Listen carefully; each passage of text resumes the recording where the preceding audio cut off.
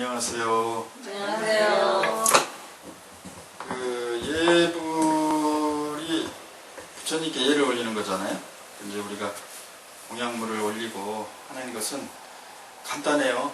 여러분들이 어른을 모셔서 대접하듯이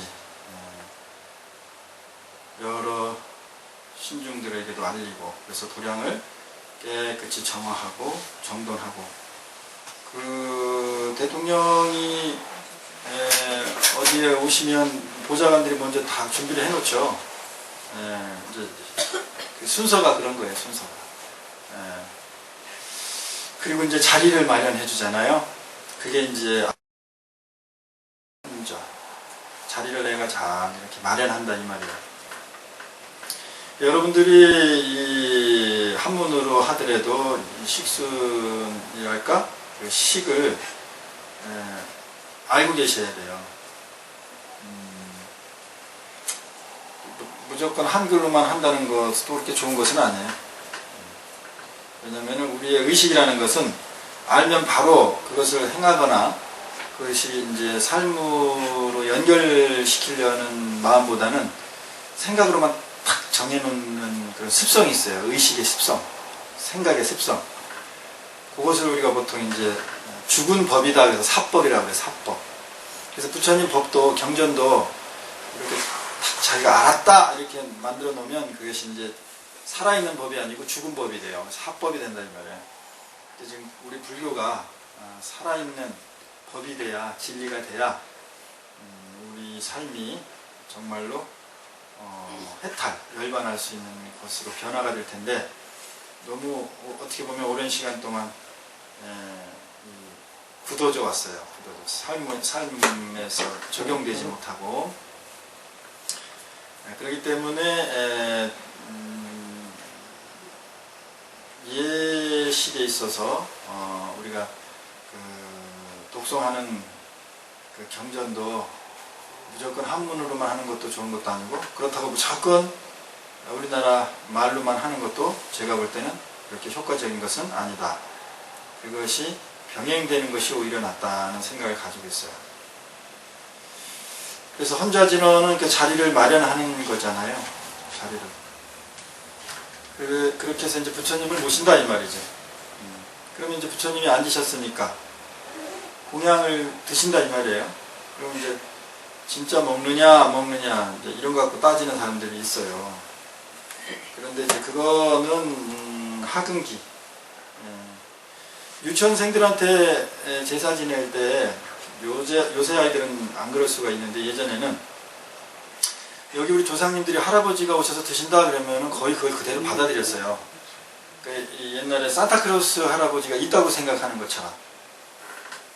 그거는 아이들이 어리석고 무식해서 그런 게 아니라 순수하기 때문에 그런 거예요. 그래서 순수하니까 오히려 그 진리와 법과 하나가 되는 작용이 훨씬 아이들이 쉬워요. 그런데 우리가 이제 무엇을 좀 안다 이러면은, 쉽게 말하면 영악해지면은요, 진리하고 멀어져 버려요. 그래서 머리만 복잡해져요. 그래서 삶이 자유롭고 행복해지는 것이 아니라 더 복잡해지죠.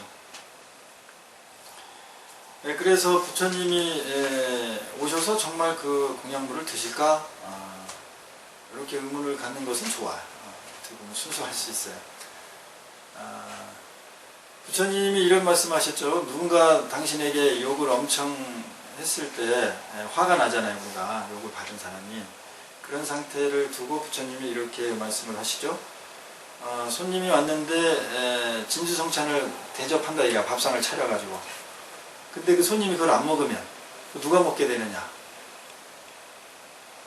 주인이 먹게 되죠.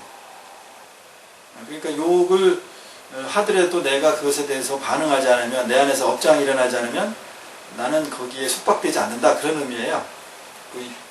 그 사람 하는 말을 무시하라 그런 뜻이 아니고,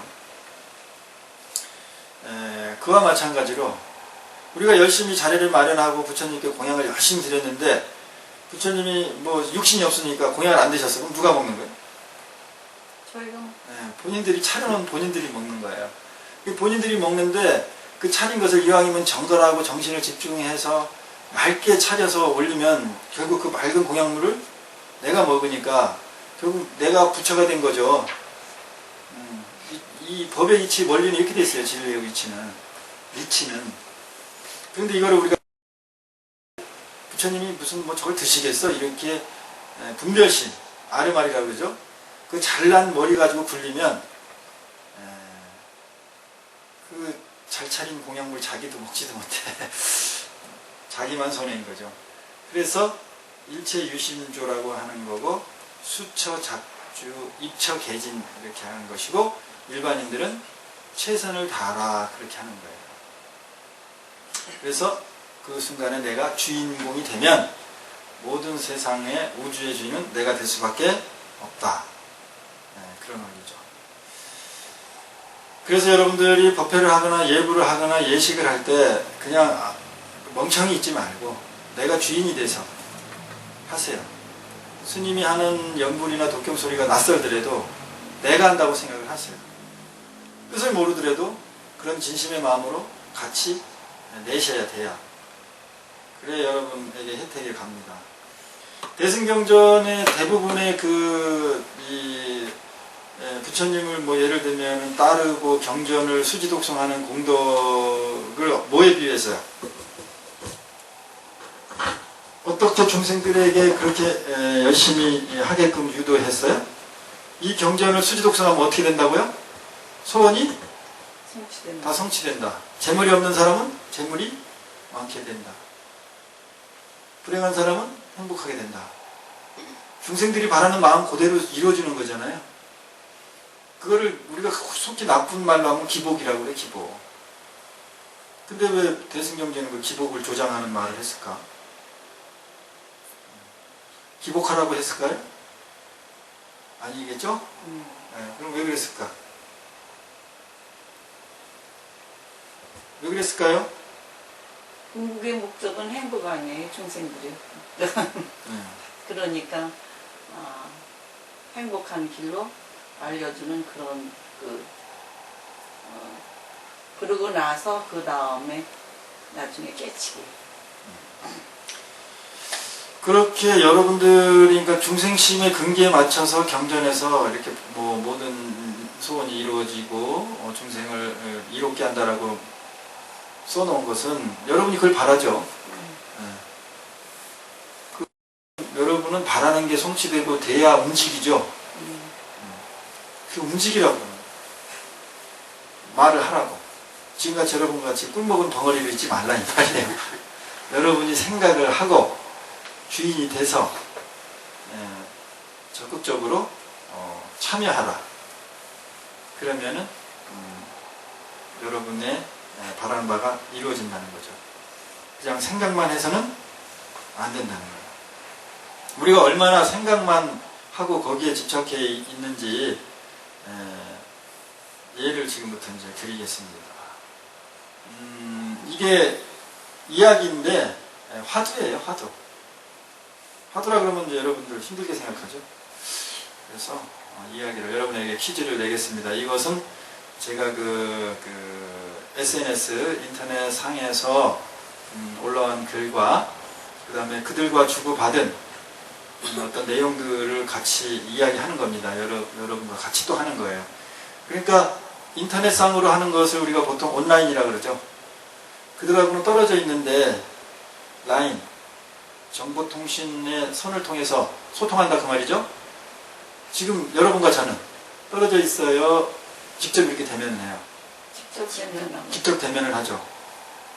그럼 부처님 당시의 제자들과 또 부처님이 법을 전한 거는 이 온라인으로 했을까요? 이렇게 직접 대면을 했을까요? 직접 만나서. 네, 직접 만나서 대부분 대면을 하고 나중에 그게 이제 기록화된 거지.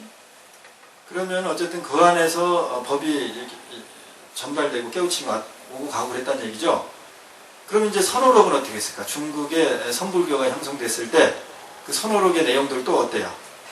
그 스승과 제자가 이게 온라인상으로 있었어요? 아니면 항상 어떤 뭐 선원이면 선원 이런 데 같이 기거하면서 같이 사시면서 이제. 그러면서 그 안에서 일어난 이야기들이죠. 대화들.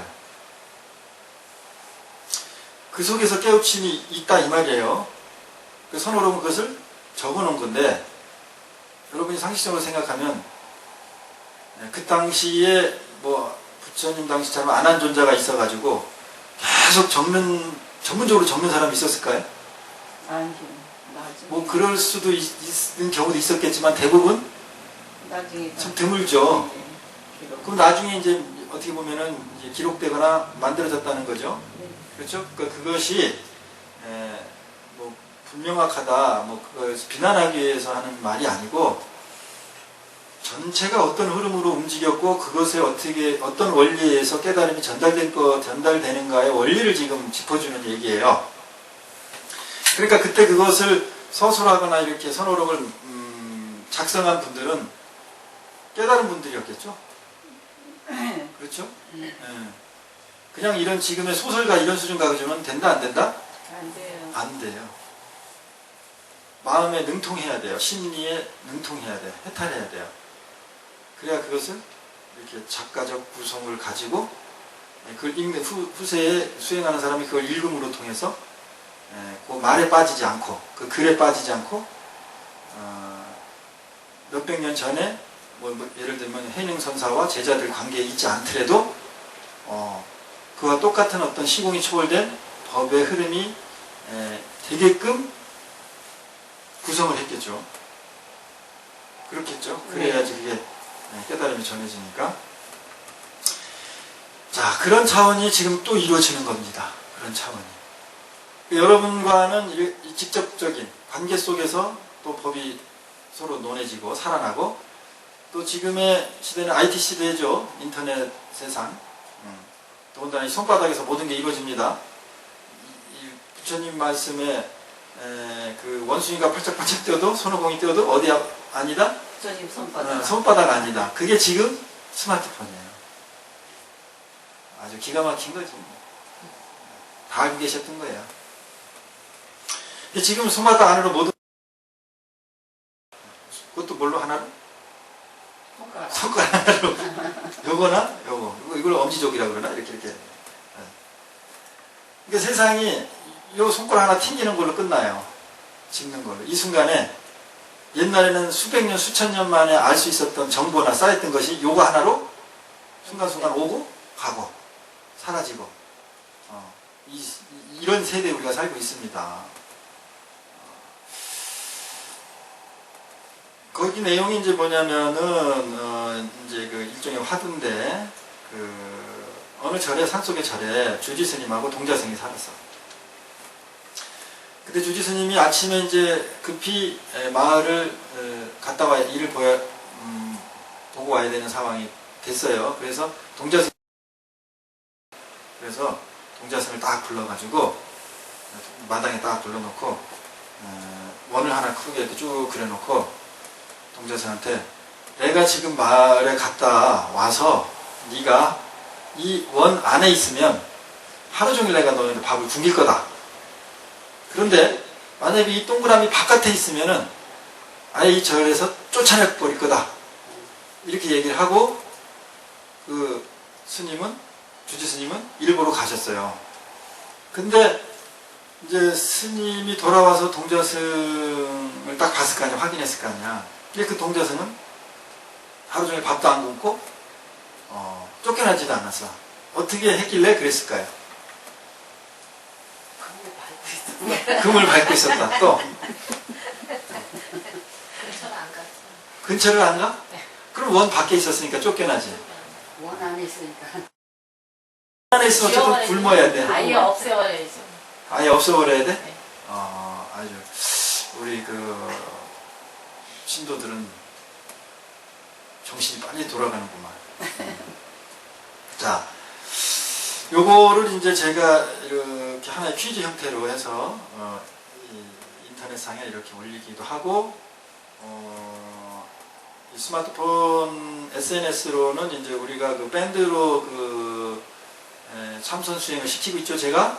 네. 거기에 이제 똑같이 올렸는데 거기서 이제 댓글을 다른 거예요. 여러분 같이 답변을. 그러면은 가운데 선만을 밟고 있습니다. 이렇게 한 사람이 있어요. 그리고 또 어떤 선을 지워버린다는 사람도 있고,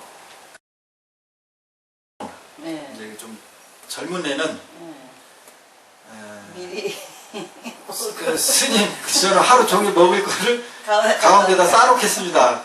그렇게 또 답변하니까 이건 우리가 또 참 생각하지 못한 네. 답변이잖아요. 그러면 거기 쌓아놓고 지금 앉아가지고서 이제 먹겠다 이거야. 이제 주지 스님이 안 줘도 자기는 해결하겠다. 자체적으로 해결하겠다.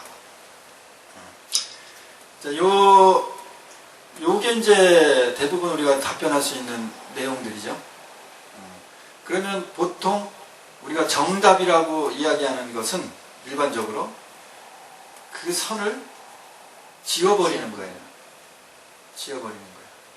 그러면 이 이야기의 화두는 우리로 하여금 무엇을 보고 어떻게 하게끔 하려고 이런 문제를 냈을까요? 스스로 초월하는 방법. 응? 거기에 매이지 않고, 스스로 해결하는 예, 매이지 않고, 뭐 그냥 그대로 그 말씀대로 안에 있거나 밖에 있거나 상관없이 내 마음, 내 의지대로 없애버릴 수도 있고, 그런 거를 말씀하신 게 아닌가 이렇게 봤거든요. 그리고 이제 댓글은 안 못 올렸는데, 치워버릴 수도 있고, 뭐 또 배고프면 나갈 수도 있고, 자유자재로 또 초월할 수 있습니다. 또 다른 의견. 그렇게 봤어요. 스스로 해결할 수 있게끔 자기가 해결하는 게 방법이면 옳을 방법이면 그냥 그대로 행하게 하려고 하셨지 않았을까요? 자기 스스로가 네, 행하게 어떤 상대방한테? 행동을 해도 네. 얽매이지 않고, 네, 매이지 않고 예. 그냥 행하게 얽매이지 그 틀에 있지 말고 또 다른 거를 보는 사람. 정보살리. 여기 정답이 없어요. 정답.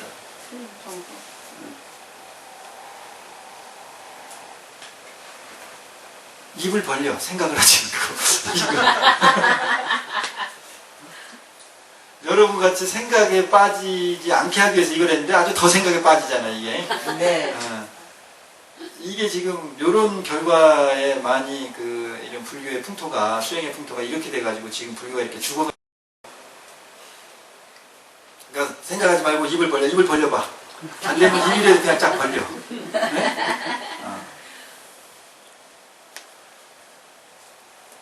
여러분이 본 것을 이야기합시다. 스님이 아까 그 원에 관계된 퀴즈를 딱 냈을 때 여러분이 본 것, 동그라미를 봤어? 또. 그 금을 밟고 있던 고영수 보살의 그것도 아주 멋진 아이디어인 것 같아요. 언제 중심에 서서 이래도 되고 이래도 되고 초월할 수 있잖아요. 그래서 역시 그 보살이 있구나 그랬죠.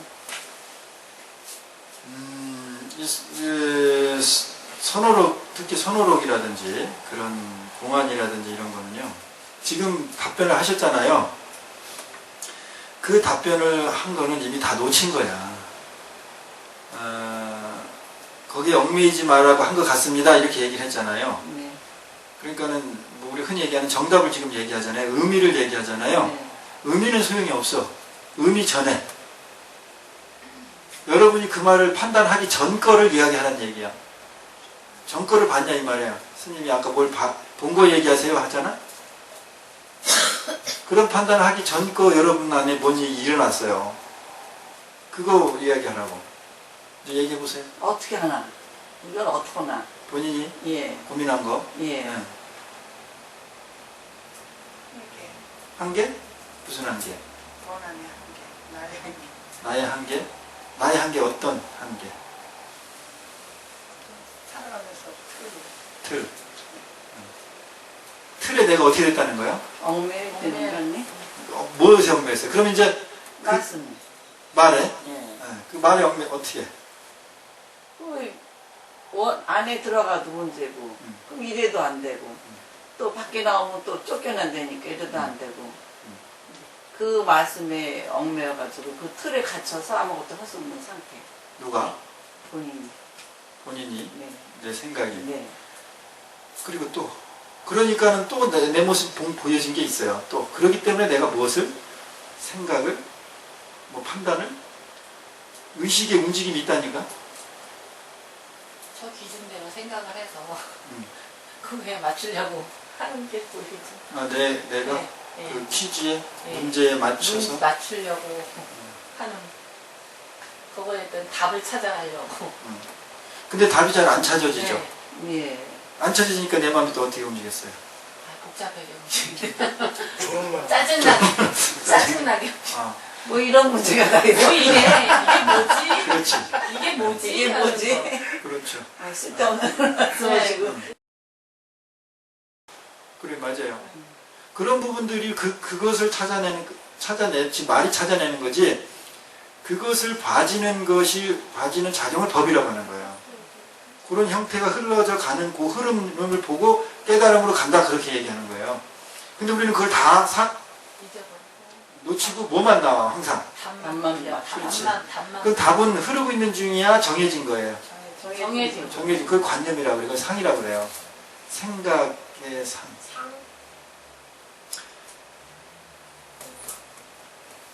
지금 여러분들이 그렇게들 다 움직이고 있다는 것을, 이런 퀴즈를 내야만이, 이런 말도 안 되는, 말도 안 되는 어떤 의문점을 여러분에게 줘야지 여러분이 거기에 어떻게 돼? 봉착되죠. 거기에 자유로워졌어요? 아니면 봉착됐어요? 봉착돼 있었지. 봉착되어 있는 그 현상, 그 순간들을 여러분이 보는 연습이 돼야 되는 거예요. 그게 이제 사띠의, 예를 들면 4년초 수련 중에, 수행 중에 처음에가 몸뚱이 가지고, 몸뚱이에서 이렇게 딱 하면 금방 느껴지잖아. 아프고 따뜻하고 이런 감각, 감촉. 이거 알아채기가 쉽죠? 네. 그러니까 쉬운 것부터 시키는 거예요.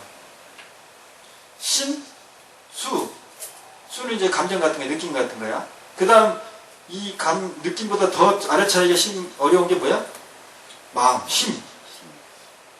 이 마음 알아차리기보다 더 어려운 게 뭐냐면, 법념체, 법의 진리에 관계된 거. 법의 흐름은 마음의 흐름 이전에 있기 때문에 더 알아차리기가 힘들어요. 그러면 요 4년초 수행을 가나서는 한꺼번에 한순간에 탁 뭉뜨려가지고 신념처, 법념처까지 돈 5. 순간의 성품을 보는 게 견성이에요. 하게끔 그런 이야기들로, 그런 의문적으로, 퀴즈로 구성해 놓은 거죠. 그러니까 그 정도를 구성을 할 정도를 하는 작가 정도 되려면 어떻게 되겠어요? 마음에 해탈이 돼 있어야 되겠지. 심리에 능통해야 되겠죠. 그리고 자기만 심리에 능통한 게 아니라 중생의 그 탐진치 그 심리도 능통해야 되겠죠. 왜? 이게 깨달은 사람을 위한 이야기를 쓰는 거예요? 어리석은 중생을 위해서 쓰는 거예요. 중생을 위해서 쓰는 거예요. 그러니까 중생의 심리에 맞춰서 구성을 해야 돼. 작가, 글을.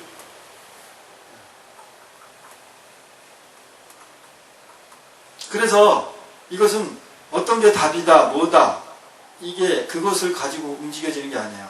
지금 여러분과 제가 이런 얘기를 하면서 뭔가가 이렇게 이해는 잘 안 되지만 뭐 느낌들이 있죠? 분명히 있죠? 그런데 이게 온라인상이나 이렇게 인터넷으로 하면 이 느낌이 있어요, 없어요? 없어. 왜 없을까요? 그냥 그리니까. 그냥 그리면 왜 그게 없을까? 하나의 생각이 지나지 않잖아요. 그렇죠. 생각이, 그게 관념이고 생각에 지나지 않는데, 지금 얘기하는 건 생각에 지나지 않나? 이것도 생각인데? 그것도 생각이죠. 네, 그러면 온라인상으로 각자 자기의 의견을 이야기하는 그 주고받는 것과 지금 우리 이렇게 주고받는 것과의 차이는 어떻게 볼까요? 같이 마음이 있다는 같이 숨을 쉬고 같이 공유하고 있는 장소. 기가 통하고. 그럼 어떻게 되는데? 그러면 그 상태에서는 우리의 생각 작용이나 있는 게 어떻게 되는데? 우리 생각이 이어지고 전달될 수 있죠. 이어지고 전달될 수 있다고요? 얼굴을 보니까 감정도 느낄 수 있고,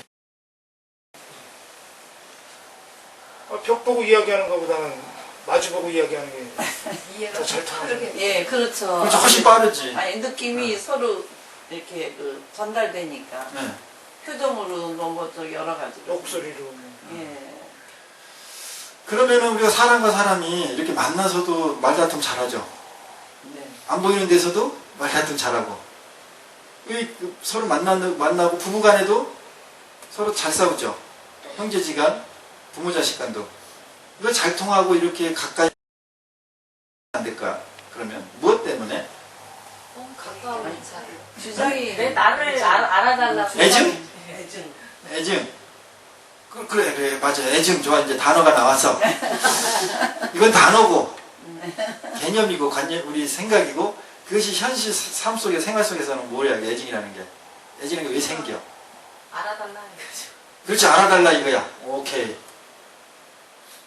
알아달라 이거예요. 그거를 보통 아상이라고 그래. 알아달라. 그럼 알아달라고 하는 거는 가까이 있어도 알아달라고 하죠. 이렇게 직접 만나도. 네. 인터넷상 떨어져 있어도 알아달라고 해야 안 해? 네. 그럼 알아달라고만 하는 서로의 관념만 있으면 어떻게 되는 거야? 싸움은 항상 일어나는 거야. 소통이 돼야 안 돼요? 안 돼요. 그거는 같이 이렇게 붙어 있으나 멀리 떨어져서 통신상으로 하나 관계가 있다 없다? 없어. 그러면 우리가 지금 깊이 되돌아보고 깨달아야 될 부분이 어느 부분인가가 지금 자꾸 나오죠. 장점은 이거예요. 지금 이 설명을 우리가 같이 쓰면은 이렇게 뭔가 돼, 이렇게. 그렇게 글이나 말로 가면 계속 오해의 소지만 더 강해져. 왜 강해지지? 서로 지 의견만 떠드는 거. 그래, 맞아요. 서로. 자기 거, 온라인상으로 하면 자기 거 표현하기만 바쁘죠. 바빠요. 이렇게 붙어 있으면, 같이 있으면, 안 되면 서로 어떻게 멱살잡이라도 해서 무엇인가 서로 깨지려는 작용을 구체적으로 할 수가 있어요. 그런 상황이 돼야 법이 진리가 어떻게 된다? 전해지는 거예요. 그렇게 부처님 당시도 그랬었고, 중국의 불교도 그랬었고, 우리나라 불교도 그런 형태로 왔던 거예요. 근데 지금 이게 어떻게 됐어요? 이 물질 문명에 의해서 그 관계가 점점 멀어졌죠. 그러니까 법이 깨치고 전달되는 환경이 어떻게 되겠어? 더 열악해졌어요.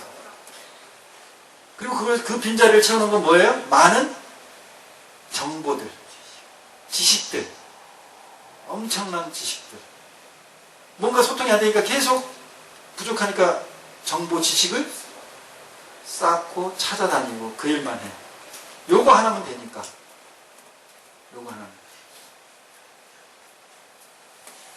이게 지금 현 시대 IT 강국이라는 특히 우리나라의 그 도가, 깨달음이 움직여지는 현실입니다. 그걸 저는 한 10년 전부터 깨닫고 있었어요. 그래서 이걸 어떤 방법으로, 부처님 당시에는 스마트폰이 없었으니까, 이런 IT 문화가 없었으니까, 어떻게 할 건가를 지속적으로 시도를 하고, 연구를 하고, 그 과정 속에 여러 가지 제가 많은 일을 했죠. 명상음악도 그래서 만든 것이고, 지금은 이제 노래를 부르면서 법문을 하잖아요. 가사 가지고. 여러분이 알고 있는, 대중들이 익숙히 이미 알고 있는 그 가사 가지고 법문을 하죠. 그 법문 내용에도 불교적인 내용을 잘 넣습니까? 안 넣습니까? 많이 들어가요. 들어가 있는데 제가 그것을 그때 설명을 별로 안 하죠. 그냥 이것은 12연기법의 무명에 속한다 이런 정도지. 자, 이러니까 여기에 12연기가 담겨서, 자, 12연기라는 것은 무명, 연행하고 행연식하고 이렇게 쭉 12가지를 설명하는 일을 안 하죠. 그런 일을 안 하고 그런 법문을 하니까 또 다른 분들은 스님이 그런 기본 상식도 없는 줄 알아. 교리 상식도. 그래가지고 그것 좀 보고 오세요 그래. 공부 좀 더 하고 오세요. 스님은 얼마나 걱정해 주는지 몰라. 그리고 이제 초기 불교 산스크리트나 팔리아 이런 부분들도 제가 모르고 어떤 개념을 설명하는 줄 알아요. 다 그렇다는 건 아니고 그런 아주 참 너그러운 분자들이 있어요. 그래서 그 개념은 이런 겁니다. 라고 산스크리트의 원문은 이렇습니다. 이렇게 설명해 주는데 이제 올바로 자기도 똑바로 알아서 설명하는 사람도 있고 또 자기도 몰라가지고 그냥 엉뚱한 거 갖다 놓고 설명하는 사람도 있고 그래요. 그런 거를 보면서 이제 현실을 보는 거죠, 저는. 아, 그래서 이것을 어떻게 또 극복하고 다가갈 것인가라는 이제 대안을 또 자꾸 찾아내는 거죠. 그게 내가 할 일이지, 그 사람이 잘못됐다고 가리키고 비난하고 할 게 내가 할 일이 아니에요. 서로 간에 이 소통이 잘 안 되는 거, 어긋나는 것의 주소를 어떻게 잘 맞힐 것인가를 내가 찾아야지. 그 사람도 찾을 수 있을까요? 못 찾아요. 제가 찾아야 돼요. 잘난 내가 찾아야죠? 예. 그게 지금 여러분이 접해 있는 이 시대의 상황이에요. 그리고 여러분도 깨달음에 관심이 있고 뭔가 절대적인 자유의 해탈이거든요. 정말 절대적인 자유를 얻고 싶고 행복하기 위해서 지금 이 만남이 이루어진 거 아닙니까? 종교를 갖게 되고. 그렇기 때문에 내가 지금 밟고 있는 현상을 정확하게 볼 필요가 있어요. 그래야 거기서 답이 나옵니다. 제가 어제 동영상 올린 그 노래는 강산해가 부른 그 강을 거꾸로 거슬러 올라가는 뭐 힘찬 연어들 뭐 이런 가사 있잖아요. 그거에 대해 그 노래를 부르면서 이제 법문을 했어요. 여러분 들은 분들도 계시겠지만 다시 한번 설명을 하자면 연어가 이제 이렇게 강물이 거세게 내려오는데 그걸 치고 올라가죠. 그 치고 올라가는 그 힘이 어디서 나왔냐 이 말이야. 그러니까는 그 연어처럼 우리가 강력한 의지를 가지고 헤쳐 올라가자 이제 이런 의미로 이제 노래를 만들었거든요. 근데 정말 그 강을 거슬러 올라갈 수 있으려면 의지만 가지고 안 돼. 그 못 올라가는 사람은 의지가 없어서 못 올라가나? 그러면은 이게 이제 구조적으로 왜냐면은 예를 들면 앞에가 이렇게 뭉툭하고 이 주둥이 있는데 뒤는 약간 좀 이렇게 많이 이렇게 구부러 이렇게 푹 들어갔어요. 그러면은 강물이 확 헤치면은 머리를 스치고 이렇게 지나가겠죠. 둥그렇게. 그러면 앞에가 둥그러니까는 이제 굴리면서 해야 되는데 물이 이렇게 확 번지면서 뒤가 뭐 예를 들면 뒤에 소용돌이 생기거나 진공이 생기겠죠. 꼬리 쪽, 되게 얇은 쪽은. 이해가 됩니까? 네. 그러면 거기서 연어를 밀어줄 수 있는 힘이 나온다. 그 추진력이 생겨. 그 추진력을 누가 만들어줬어요? 물이. 그 거슬러 내려오는 우리가 장애라고 생각하는 그것, 네. 세상의 고통이라고 생각하는 것, 그 세상이 힘들다고 하는 그 물이 나의 몸의 유선형에 맞춰서 따라서 나를 밀어주는 추진력을, 물리적으로 추진력을 갖게 해준 거예요. 그 힘을 가지고 자기는 조금만 예를 들면 꼬리를 움직이거나 몸을 움직이면 그냥 올라갈 수 있는 거야. 그러니까는 그 먼 거리를 그 강물에 헤치면서 다 올라갈 수가 있지. 물론 실패할 수도 있지만. 그러면 철새들은 안 그럴까요? 철새들도 그래요. 철새들도 뭐 저기 시베리아에서 뭐 우리나라까지 오고 가고 이러죠. 그럼 철새가 혼자 오나요? 물이 져서 와요. 왜 물이 져서 올까? 힘을 같이 합세해서. 그 공기 이용해가지고 같이 공기를 헤쳐가는 힘이 서로 소작용. 그렇지. 똑같아요. 네. 그들이 기력이 참 V자로 나르죠. 네. 다 이유가 있어요. 그것이 각자가 모여가지고 V자가 되면 비행기 날개처럼 돼. 그래서 거기서 양력이 생겨. 그리고 그건 물리적인 거고 정신적인 거는 옆에 동료가 같이 있으니까 의식이 더 약화된다, 강화된다. 강화되는 거야. 그러면 이 호르몬 작용이 활성화돼가죠. 에너지가 더 많이 나오겠지. 포기하려고 하는 힘의 부정적인 에너지보다는 긍정적인 에너지가 더 많이 나오겠죠. 이렇게 우리는 항상 세상을 살면서 그 대상 장애에 대해서 가지고 그것을 어떻게 하려고 하니까 항상 답이 안 나오고 내가 이길 것 같아요? 질 것 같아요? 질 것 같아요. 저요. 예. 세상의 장애는 나보다 큽니까? 약합니까? 그죠. 크다고. 바위에 계란을 던지면 계란이 당연히 깨지는 거예요. 그래서 그런 물리적인 자기 의지적인 거 가지고만 해결되는 게 아니에요. 이 원리를 여러분이 알아야 쓸데없는 번뇌 힘들어하는 아들한테 무조건 일어나라고 하지 않는다니까.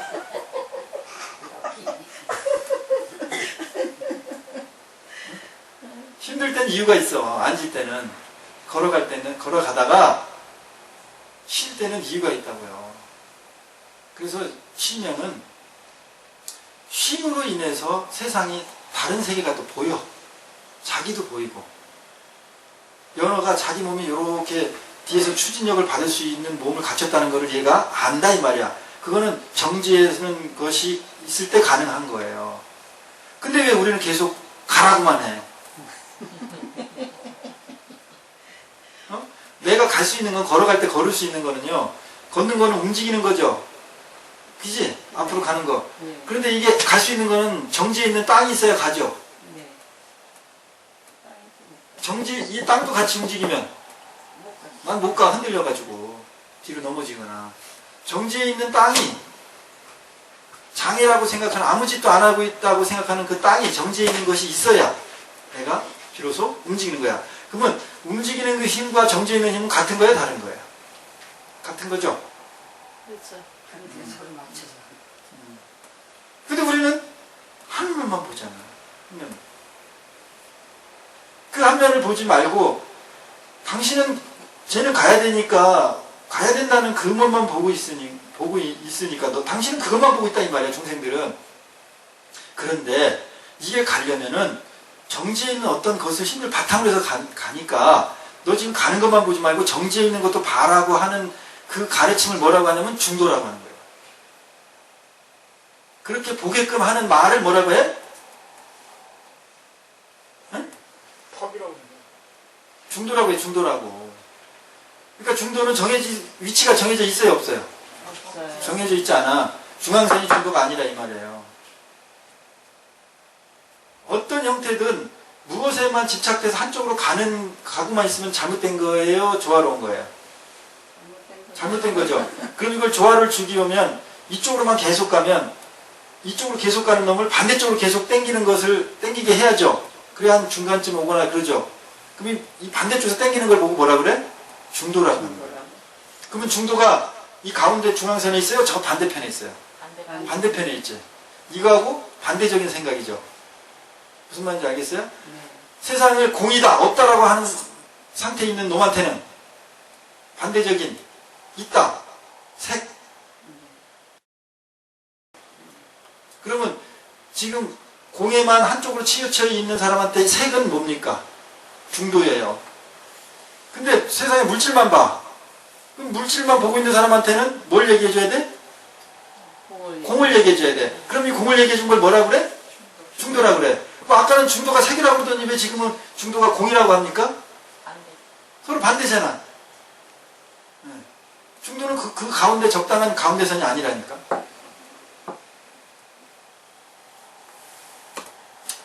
아주 불교에 그냥 모든 핵심을 다 여러분한테 다 노출하는 거예요. 이미 다 노출돼 있지. 돼 있어요. 그리고 이제 다시 돌아갑시다. 아까 했던 원의 이야기로. 이 원의 이야기를 어떤 사람은 댓글이 왔는데 좀 길게 왔어요. 나 그걸 보고 정말 세상은 재밌다, 대단하다, 참 많이 감동을 받고 그랬는데 그 동자승은 육군이 청정해서 아직 물들지 않았다 이 말이에요. 세상으로 나가기는 싫고 그런 심리를 가졌겠죠. 그런데 그 주지스님의 말씀을 어긋나게 할 수는 없단 말이야. 그럼 얘가 이제 뭔가 선택을 해야지. 그럼 얘는 주지스님께 욕을 야단을 맞고 오늘 하루를 굶더라도 나는 원안에 있겠다라고 선택하고 원안으로 딱 들어왔다 이 말이야.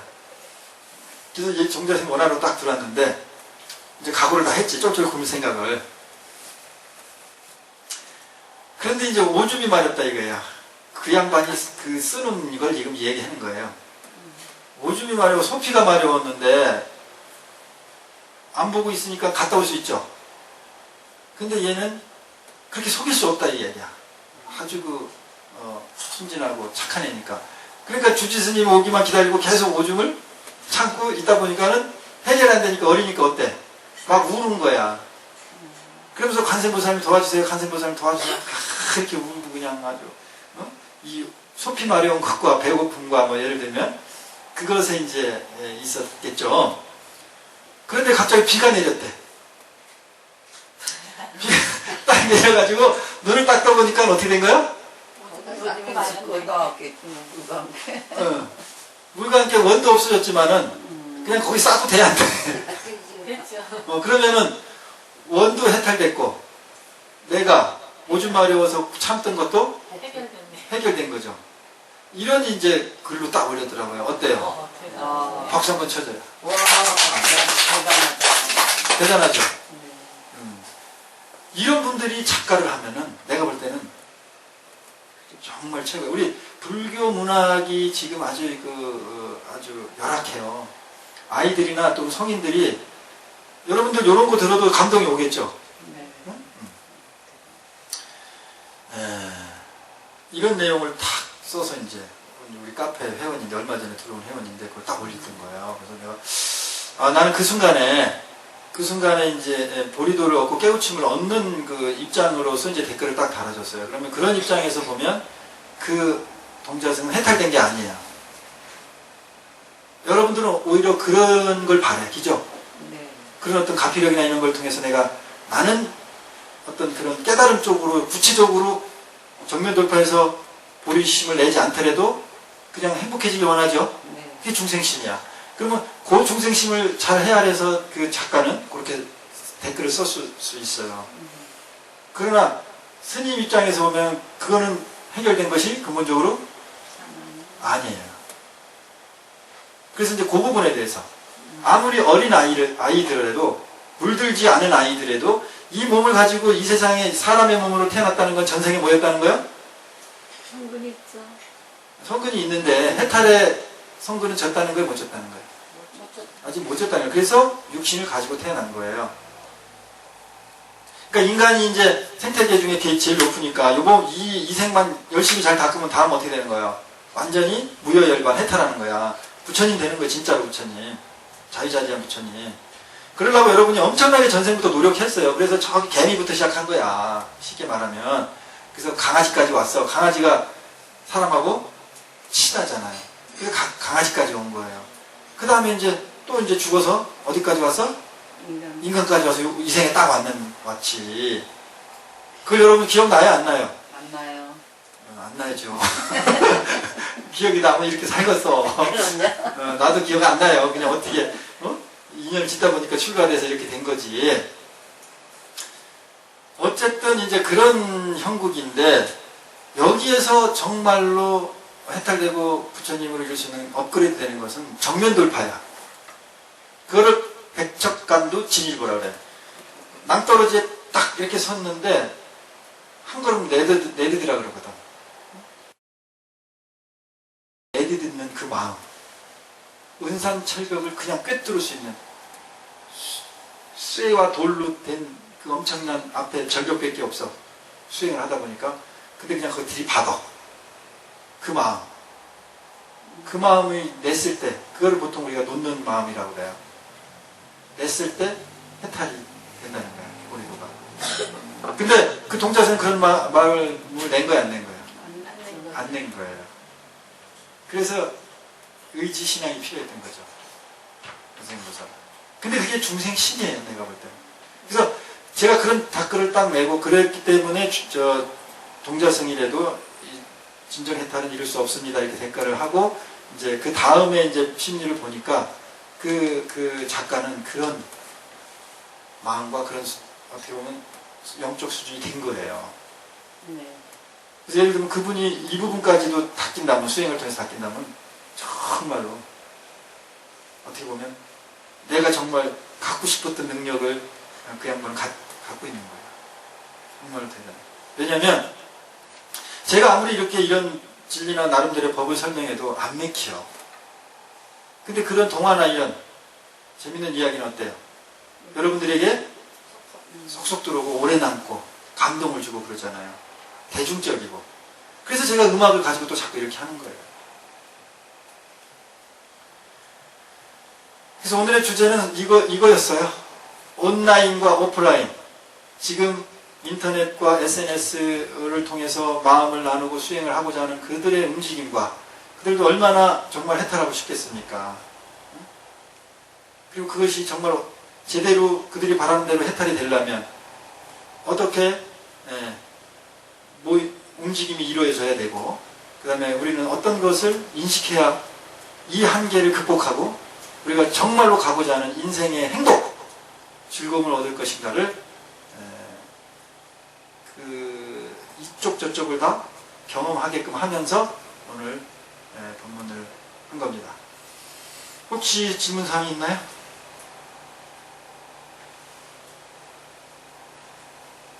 없어요? 뭘 하는 거지, 어떻게 보면. 그냥 자기가 보고 느낀 것을, 말이 질문이지 자기가 보고 느낀 것을 이렇게 자꾸 이야기하는 여러분이 습관을 들여야 돼요. 자꾸 정답을 얘기하려고 하지 마세요. 여러분이 정답을 얘기하려고 하면 내가 속박돼요, 내 스스로에게.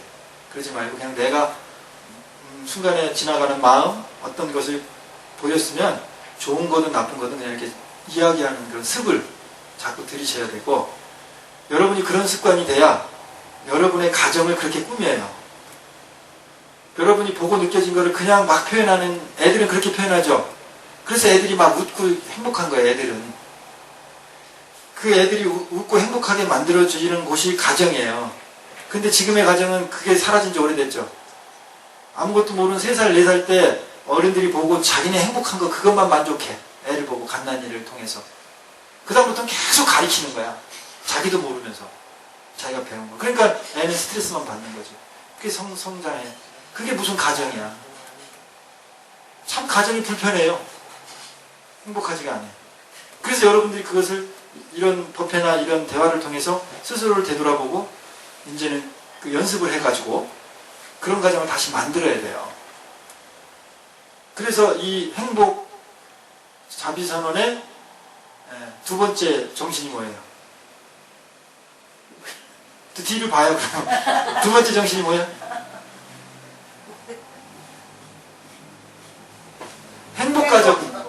행복한 가정 수립이에요. 첫 번째 정신은 본래 청정. 본래 내가 청정하다는 걸 자각하고 인정하고, 그렇게 인정이 되면 당연히 행복한 가정을 만들 수밖에 없어요. 행복한 가정을 만들고, 그 다음이 마지막 3번째가 자비 나눔. 나눔을 실천하는 게, 이게 우리 선언의 3대 정신이에요. 자, 마지막 우리 3대 정신을 복창하고 끝내겠습니다. 첫 번째, 행복 자비 선언의 3대 정신. 첫 번째, 본래 청정 자각. 시작. 본래 청정 자각. 2번째, 행복 가정 수립. 행복 가정 수립. 3번째, 자비 나눔 실천. 자비 나눔 실천. 자, 행복합시다. 행복합시다.